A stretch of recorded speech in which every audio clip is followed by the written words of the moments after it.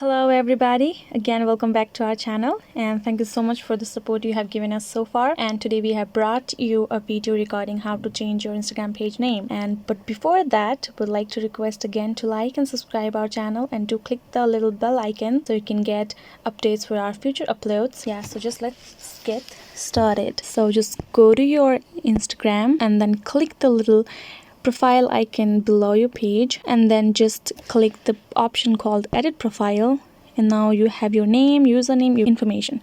So just go to name, type whatever you want, and just click the little right button, blue right button top of your profile. Click it and now your name is changed. Again, click the blue tick button. Now you have your name changed. So on top of your profile you will have your username, and below of your profile you will have your name changed.